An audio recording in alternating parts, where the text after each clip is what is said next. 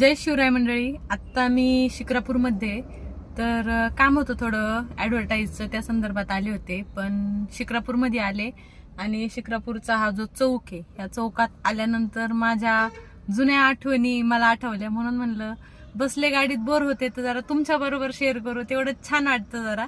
आणि मला मोस्टली आवडतं मनातल्या गोष्टी शेअर करायला. तुम्हाला पण आवडतात का मनातल्या गोष्टी आपल्या कुणाबरोबर तरी शेअर करायला? तर मला कमेंट करून नक्की कळवा, आवडतं की नाही आवडतं. तर तुम्हाला किस्सा सांगते की इथं येऊन मला काय आठवलं.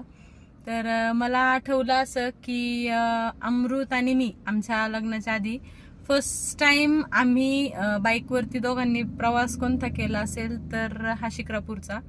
माझे MSCIT पेपर होते आणि मला पेपरला यायचं होतं.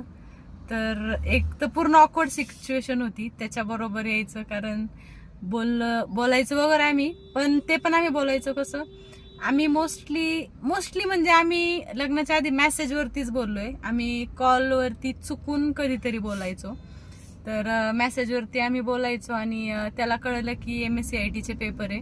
तो मला म्हणला ठीक आहे मी जातो तुला पेपरला घेऊन. म्हणलं नको, म्हणलं मला ऑकवर्ड वाटतंय. मग मम्मी पण म्हणली जा, काय प्रॉब्लेम आहे तुला जायला. आणि लिटरली तेव्हा पहिल्यांदा मी त्याच्याबरोबर टू व्हीलरवरती प्रवास केला. आणि तो पण प्रवास अशी धाकधूक धाकधूक धाकधूक, कारण म्हणजे माझा स्वभाव असा होता पहिले लग्नाच्या आधी किंवा तो आयुष्यात यायच्या आधी असा होता. मित्र नव्हतेच माझे, मला वर्गातलेच माझ्या मुलं जे होते ते ठराविक माहिती होते. असं मुलांबरोबर मैत्री करायला मी घाबरायचे किंवा करत नव्हते किंवा कॉन्फिडंट येत नव्हता. म्हणून खास असा माझा मुलांच्या बाबतीतला फ्रेंड सर्कल नव्हता.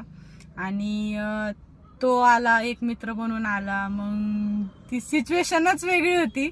मला आता माझी पूर्ण ती सिच्युएशन आठवली, म्हणून म्हणलं चला एक छोटासा किस्सा आपला तुमच्या बरोबर शेअर करूयात.